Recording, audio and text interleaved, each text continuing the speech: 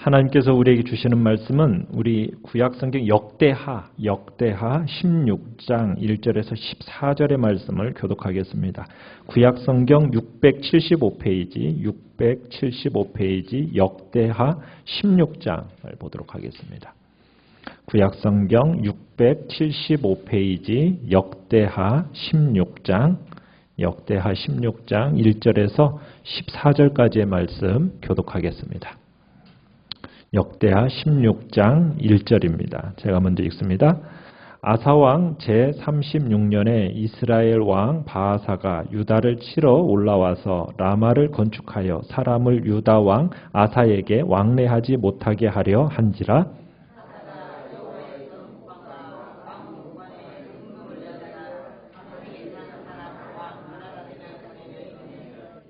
내 아버지와 당신의 아버지 사이에와 같이 나와 당신 사이에 약조하자. 내가 당신에게 은금을 보내노니 와서 이스라엘 왕 바아사와 세운 약조를 깨뜨려 그가 나를 떠나게 하라 하매.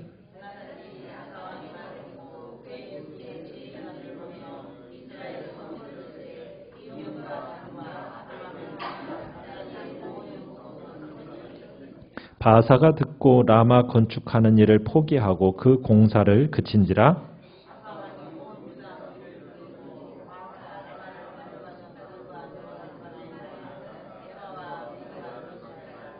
그때의 선견자 하나니가 유다 왕 아사에게 나와서 그에게 이르되 왕이 아람 왕을 의지하고 왕의 하나님 여호와를 의지하지 아니하였으므로 아람 왕의 군대가 왕의 손에서 벗어났나이다.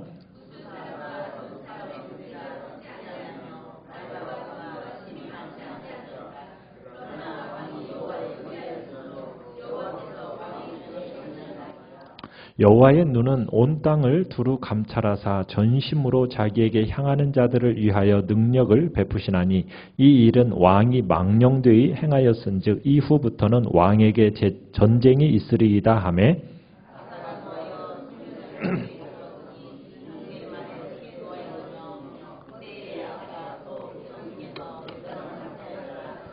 아사의 처음부터 끝까지의 행적은 유다와 이스라엘 열 왕기에 기록되니라.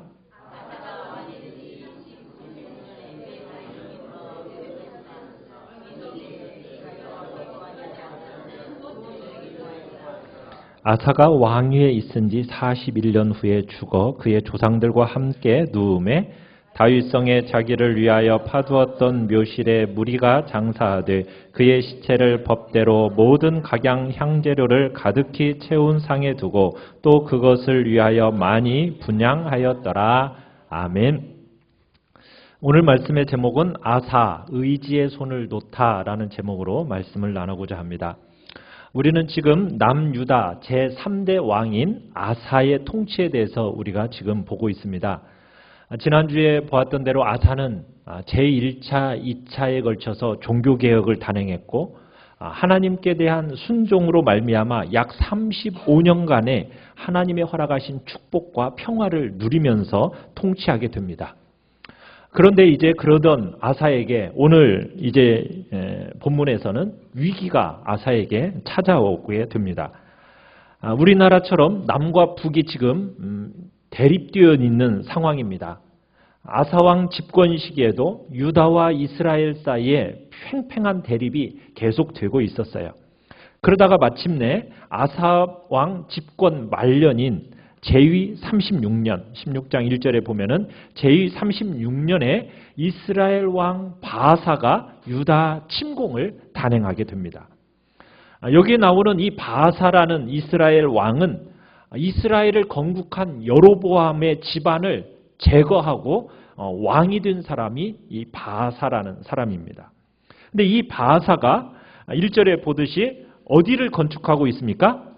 라마를 건축하고 있습니다. 그러면서 그 어느 누구도 이제 유다의 아사 왕과 왕래하지 못하도록 이 라마를 건축하고 있다라는 거예요. 그러면 이 라마는 어디에 있는 지역이냐면 베냐민 지파에 속한 어떻게 보면은 북이스라엘과 남유다 이 팔레스타인의 중심부에 위치한 성읍입니다. 그러니까 가나안 북쪽과 남쪽을 연결해 주는 길목에 바로 이 라마가 있어요. 그래서 이곳을 통제하면은 이 가나안 지역의 동서도 이렇게 교류도 차단할 수 있고 북쪽과 남쪽을 차단할 수 있는 지역이 바로 이 라마라는 지역인 겁니다. 근데 이 라마가 이 남유다의 도성인 수도인 이 예루살렘과 11km밖에는 이렇게 떨어져 있지가 않아요. 그러다 보니 남유다를 통치하고 있는 이 아사에게 있어서 이 라마를 건축한다는 건 심리적으로 큰 압박이 되었을 겁니다. 그러니까 이곳을 차단하면 남과 북의 그 영토를 왕래할 수 없게 되어지고, 또 아직도 지난주에도 봤지만은 지금 아사가 종교개혁을 하면서 북쪽에서 여호와 하나님을 섬기려고 하는 종교적인 이유를 가진 사람들이 유다로 이주하는 일들이 있었잖아요. 그 이주를 막겠다라는 의지로 비롯된 이 건축 사업이 바로 이 라마의 건축 사업입니다. 자, 그런데 이런 이제 이스라엘이 지금 남유다를 침공한 거예요. 지난주에 봤지만은 아사가 재임 초기에 아프리카 구스라는 나라에서 100만 대군을 몰고 와서 쳐들어왔었어요. 그때 어떻게 승리를 거뒀습니까? 하나님의 도움으로 물리친 경험이 있어요. 그러면 이번에도 아사가 어떻게 하면 되는 거예요? 하나님께 의지하고 나면 문제가 없는 일입니다. 그런데 그동안 하나님을 잘 신뢰해왔던 이 아사가 이번에는 의외의 반응을 보입니다.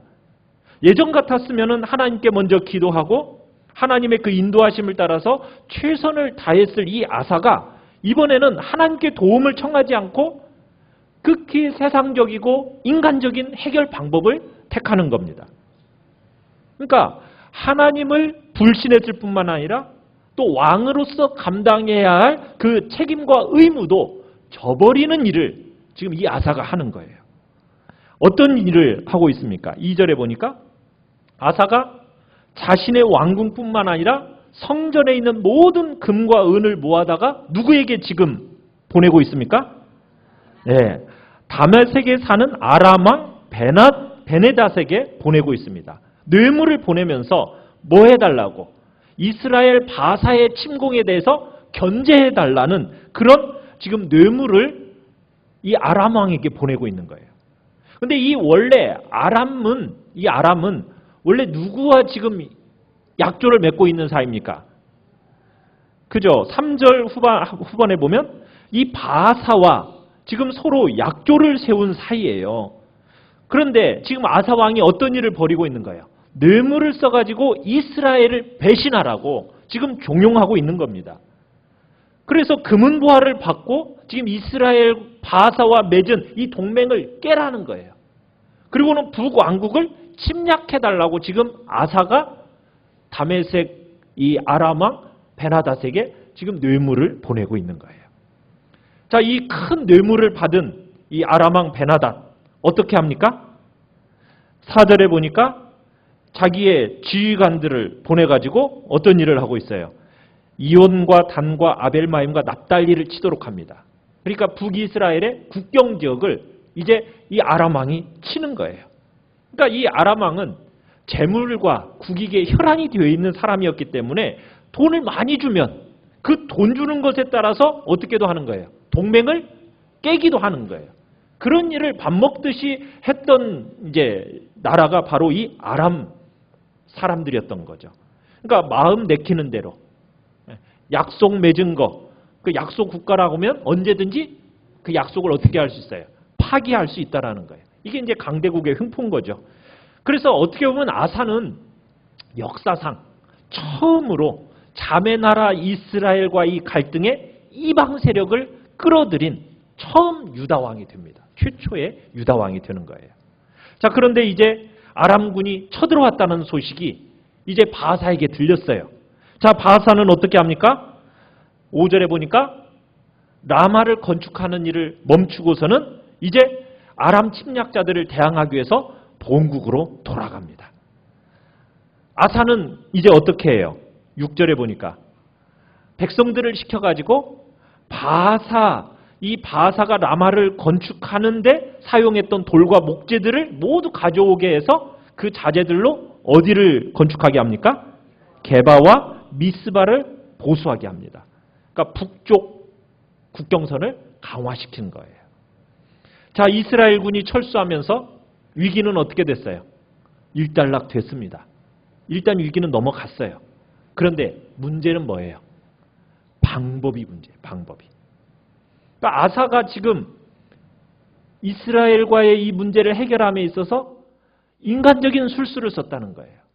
일단 계획대로 성공은 했는지 모르지만 영적으로는 큰 실패였습니다. 아사가 이 바사의 침략에 대해서 이렇게 반응한 일에 대해서 하나님이 기뻐하셨을까요? 하나님이 기뻐하실 리가 없어요. 아사가 이스라엘 주인이신, 정말 이 유다, 남유다의 주인이신 여호와께 구하지 않은 이 불신이 바로 문제고, 또 아사 왕으로서 자기가 싸워야 되는데 아예 싸우려고 하지 않은 직무유기도 문제입니다. 또 이스라엘과 이 자매 나라잖아요. 그런 그 갈등에 이방 나라까지 끌어들였다? 이것도 문제예요. 그러니까 이 모든 것이 다 하나님이 싫어하시는 일을 한 거예요. 그러니까 아사는 이 대적의 위협 앞에 인간적인 술수를 쓴 거고요. 이웃 나라의 군사력, 그 군사력을 쓴 거예요. 오직 하나님, 그들의 주인이신 하나님만을 의지해야 됐는데 하나님을 의지 안 한 거예요. 아사 왕은 하나님을 의지하지 않고 하나님께 기도하지도 않고 인간적인 계책으로 이 위기를 극복하려 한 거예요. 참 30년 넘는 세월 동안 어떻게 보면은 평화의 기간이 있다 보니까 신앙이 느슨해져서 이렇게 타락했는지, 아니면은 자기의 어떤 자만함에 빠졌는지 우리가 그 이유는 확실하게 알 수는 없지만, 아무튼 오랜만에 닥친 이 위기 앞에서 아사는 극히 인간적인 방법으로 문제를 해결해 버린 겁니다. 하나님은 이 모습을 결코 아사의 이런 행동을 좌시하지 않으셨어요. 즉시로 하나님은 어떻게 하십니까? 한 사람을 보내시죠. 하나님의 사람 하나니를 보냅니다. 7절을 보시면 그때에 누가 왔어요? 선견자 하나니가 유다 왕 아사에게 왔습니다. 그러니까 하나님이 아사에게 이 하나님의 사람 하나니를 보내가지고 책망을 한 거예요. 여러분, 여기서 선지자의 이름이 뭐라고요? 하나니.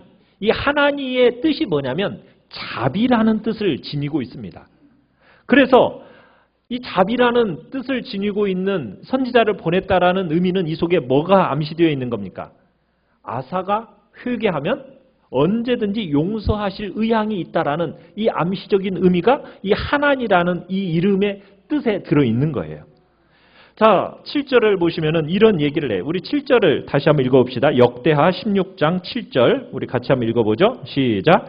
그때에 선견자 하나니가 유다 왕 아사에게 나와서 그에게 이르되 왕이 아람 왕을 의지하고 왕의 하나님 여호와를 의지하지 아니하였으므로 아람 왕의 군대가 왕의 손에서 벗어났나이다. 이번 일을 통해서 지금 무슨 일이 일어났다고 합니까? 아람 왕과 군대가 아사의 손을 벗어났나이다.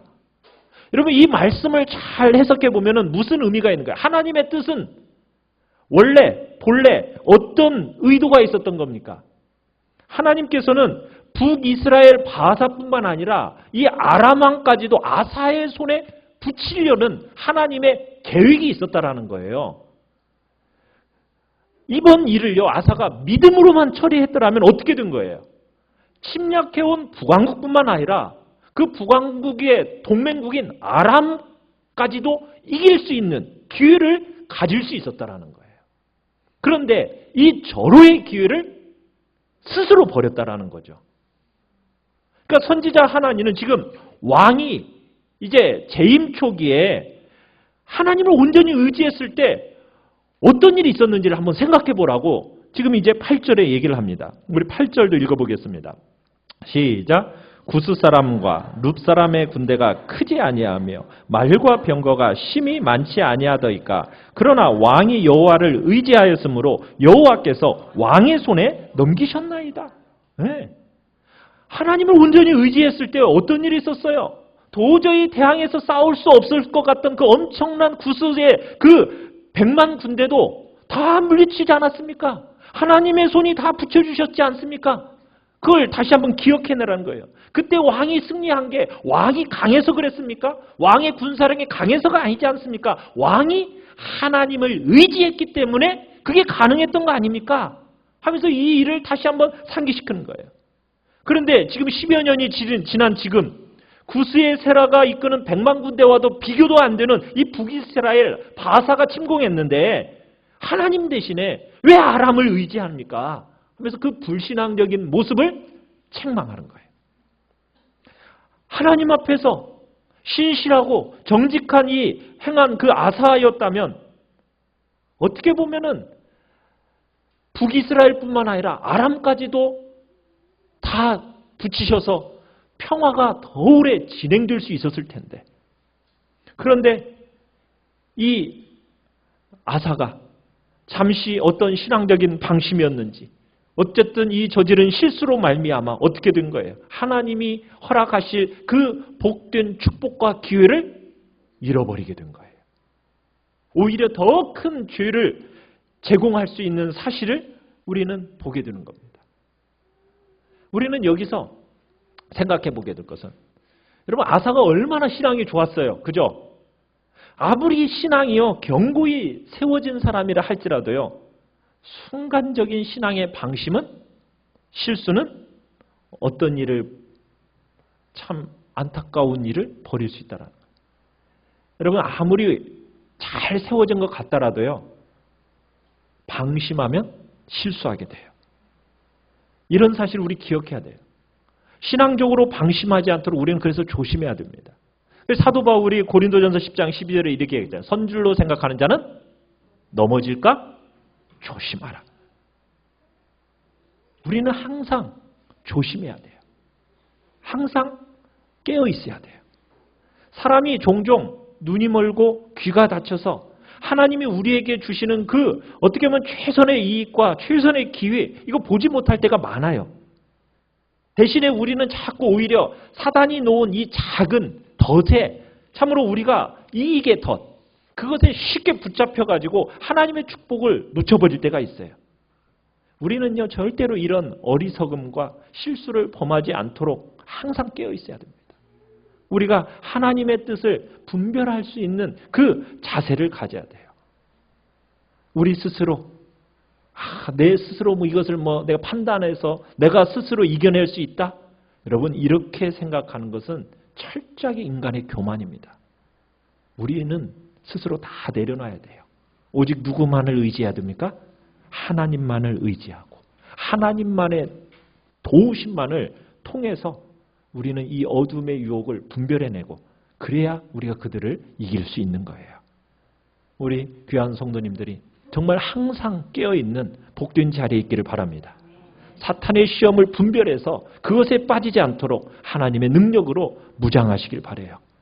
사탄이 우리를 시험하는 것, 우리로 시험에 빠지고 넘어지게 함으로써 하나님이 우리를 위해서 예배해 놓으신 그 축복의 기회를 놓치게 하려는 것이 바로 이 사탄의 계획이에요. 여러분 앞에 놓여진 이 사탄의 시험을 온전히 이겨나감으로써 하나님의 축복을 끝까지 지켜내시길 바라요. 연이어서 하나님과 결정적으로 하나님이 택하시고 힘주신 이 지도력의 비밀을 아사왕에게 말해줘요. 우리 9절을 같이 한번 읽어보겠습니다. 시작. 여호와의 눈은 온 땅을 두루 감찰하사 전심으로 자기에게 향하는 자들을 위하여 능력을 베푸시나니. 자, 여기서 보십시오. 자, 하나님은 온 마음을 다해서 그분을 의지하는 자에게 뭘 주신다고요? 능력을 주시는 분이다. 힘을 주시는 분이다. 이렇게 얘기하고요. 하나님이 찾으신대요. 이 시대도 참 지도자의 부재 시대라고 얘기해서 사람을 찾잖아요. 좋은 사람을 갈망하잖아요. 그와 마찬가지로 하나님도 역시 찾고 계세요. 누구를? 사람을 찾고 계세요. 어떤 사람을 찾고 계세요? 네. 정말 하나님의 찾으시는 사람 어떤 사람이에요? 전심으로 자기에게, 하나님에게 향하는 자. 하나님에게 마음이 100%, 전심이라고 하면 100%죠. 100% 헌신된 그 사람을 하나님은 찾고 계신다는 거예요. 정말 하나님만을 마음에 두고 하나님의 뜻대로만 살겠다라고 주님을 향하여 그렇게 나아가는 그 사람, 오늘 애타게 하나님이 찾고 계십니다. 그런 사람에게 하나님이 뭘 주신다고요? 능력을 주신다고요. 여러분, 우리 인간의 능력이 부족해서 안 되는 게 아니에요.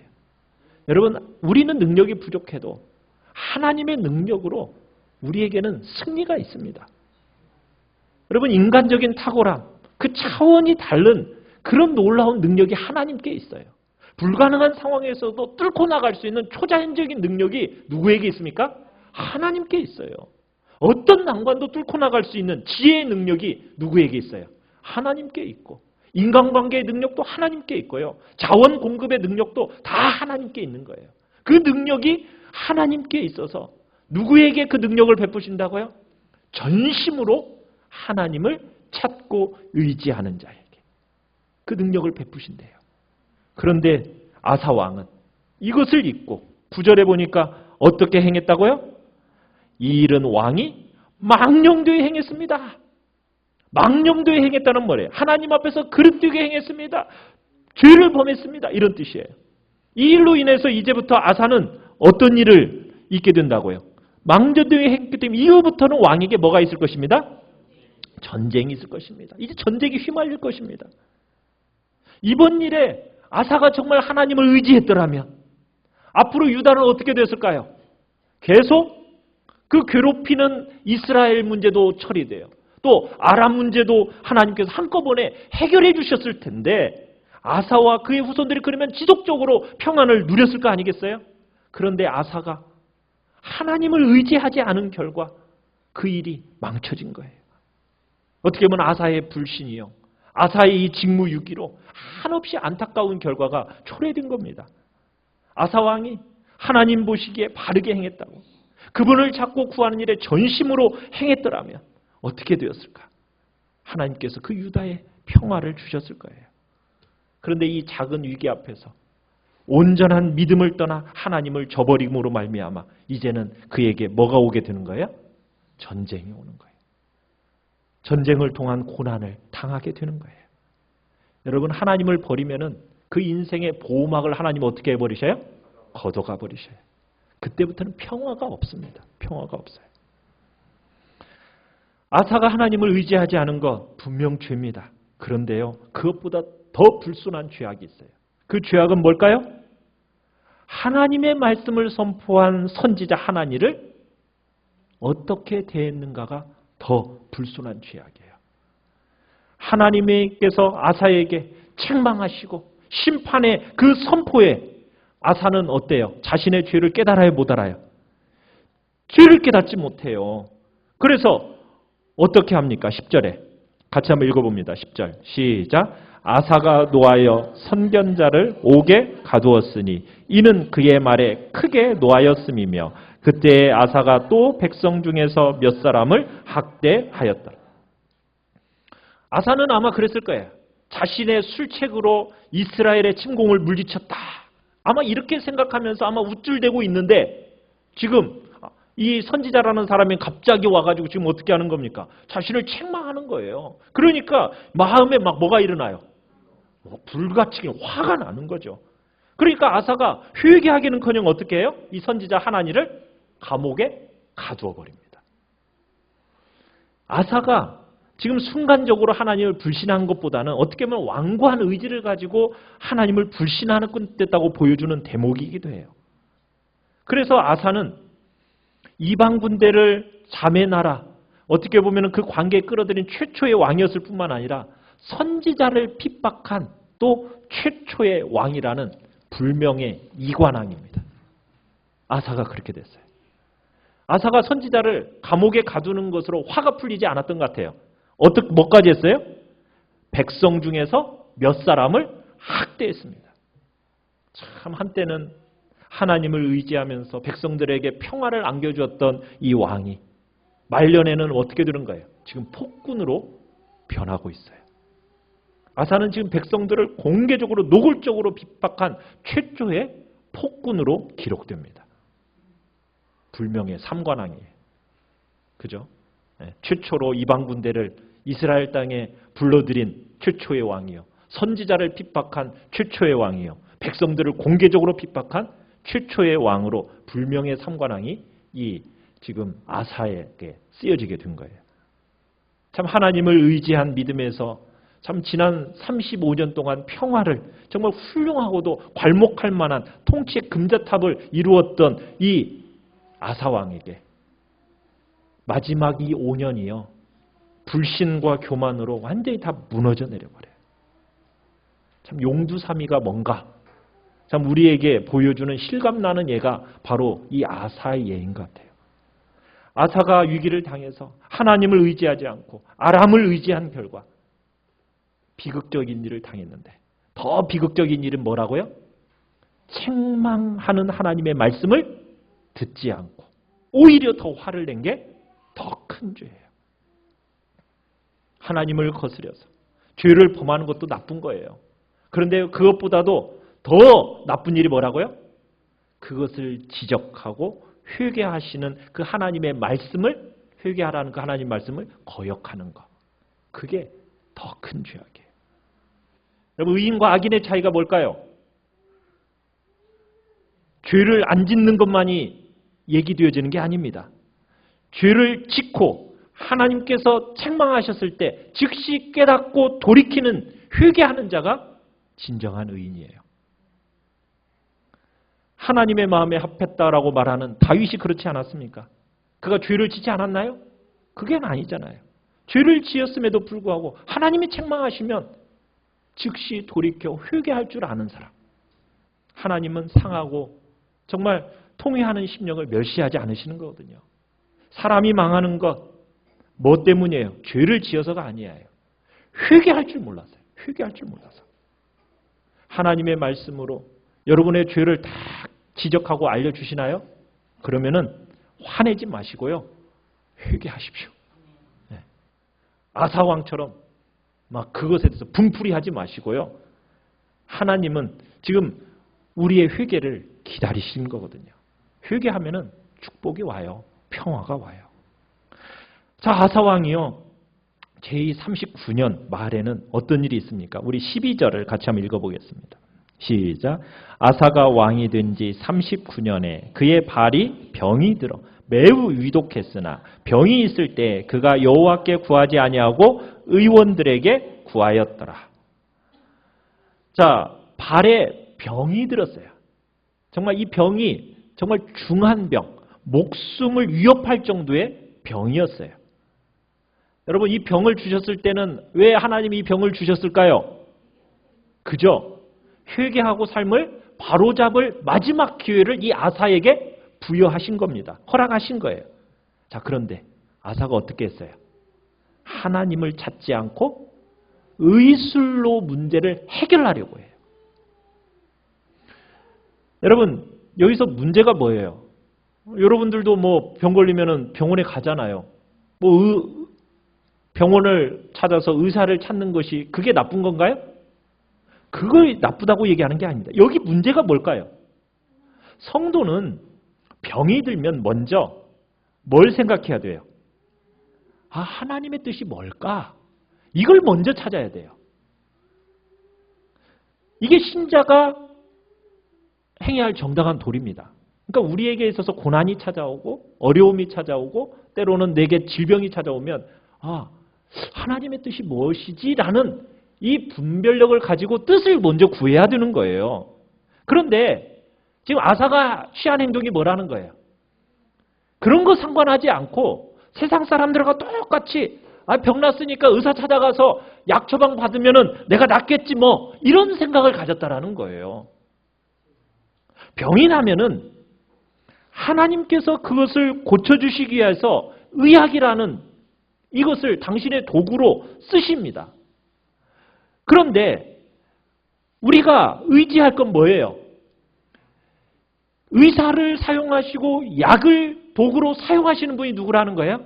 하나님이라는 것을 먼저 기억하고 하나님께 도움과 하나님을 의지하는 것이 먼저가 돼야 된다는 거예요. 이것이 우리가 취해야 할 태도예요.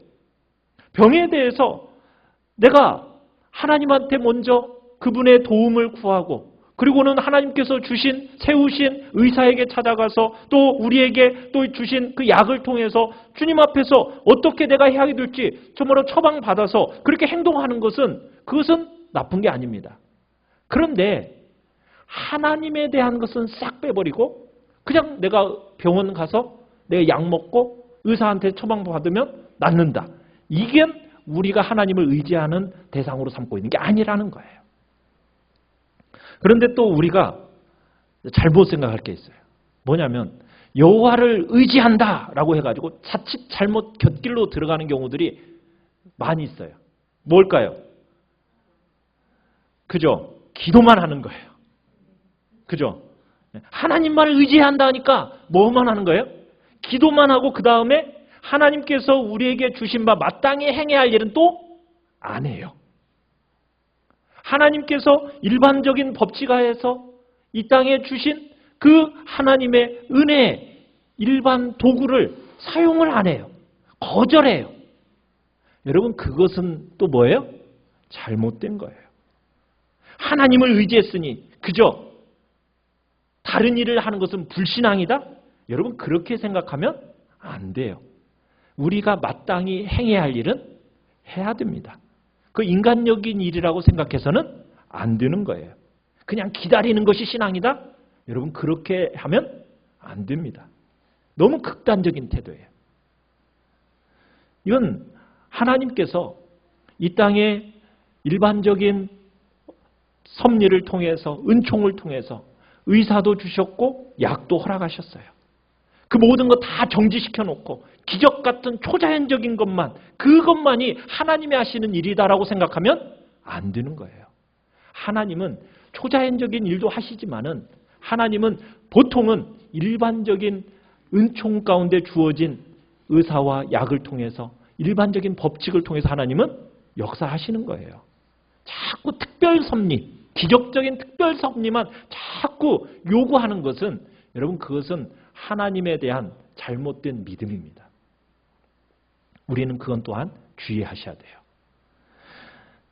아사는 하나님께서 온 땅을 두루 감찰하셔서 전심으로 자기를 향하는 그 사람을 위해서 능력을 베푸신다고 했는데 이 능력의 법칙, 이 믿음의 법칙 아래서 끝내 자신을 지내지 못했어요. 참 구스 사람을 칠 때 가졌던 그 금빛 나는 신앙에서 어느덧 아사가 멀리 떨어져 가버린 거예요. 처음에는 그렇게 하나님을 의지하던 그 사람이 자신의 생애의 마지막 5년은 불신자처럼 되어가지고 생명을 마감하는 것, 참 안타까운 일인 것 같아요. 아사는 결국 어떻게 됩니까? 병에서 회복되지 못하고 41년째 되던 해에 죽었어요. 거의 2년 동안 심하게 병을 앓다가 마침내 죽음을 맞이하게 된 거예요. 참 사람이 늙고 병들면은 하나님을 더욱 참 신앙이 없다가도 하나님을 찾는다고 그러는데 참 아사 같은 경우는 재임 초기에는 참 하나님 중심으로 살았다가 말년이 되어서는 이렇게 하나님하고 척이 졌는지 참 안타까워요. 너무나도 안타까워요. 하나님을 의지하는데 실패하고 강팍해진 이 아사와 결국 죽음 앞에서도 하나님을 찾지 않았어요. 아마 선지자 하나니를 통해서 하나님의 이 꾸중을 들은 것이 굉장한 상처가 깊었나 봐요. 여러분 하나님의 말씀을 통해서 꾸짖음을 당하시면 여러분 하나님한테 섭섭한 감정 품지 마세요. 절대로 섭섭한 감정 품어서는 안 됩니다. 하나님이 책망하실 때는 왜 책망하시는 거예요? 사랑하시니까 책망하시는 거예요. 삐지지 마세요. 절대로 삐지지 마시고 삐져봤자 자기만 손해입니다. 참 집권 초기에 너무나 아름답고 단호한 순종으로 하나님을 기쁘게 했던 이 아사왕, 정말 중단 없는 거룩한 개혁으로 우상도 철폐하고 정말 하나님을 백성들을 하나님 앞으로 돌아오게 했던 이 거룩한 지도력을 가져왔던 이 아사왕이 100만 그 적병의 침입도 물리쳤던 사방에 평안을 주었던 가져다 줬던 이 아사왕이 참 임기 말년에는 이 초심을 유지하지 못하고 결국 하나님과 척이 져서 이런 죽음을 맞이한 거 참 너무나도 안타까워요. 여러분, 하나님을 사랑하되 끝까지 사랑합시다. 끝까지. 그분께 순종하되 끝까지. 죽을 때까지요. 천국 갈 때까지. 그죠? 우리의 믿음의 경주는 단거리가 아닙니다. 장거리예요. 마지막 남은 5년 첫사랑 그 잃지 말고 끝까지 완주하시길 바라요. 어떻게 보면 끝이 시작보다도 더 아름다운 신앙의 삶이 우리의 신앙이 되기를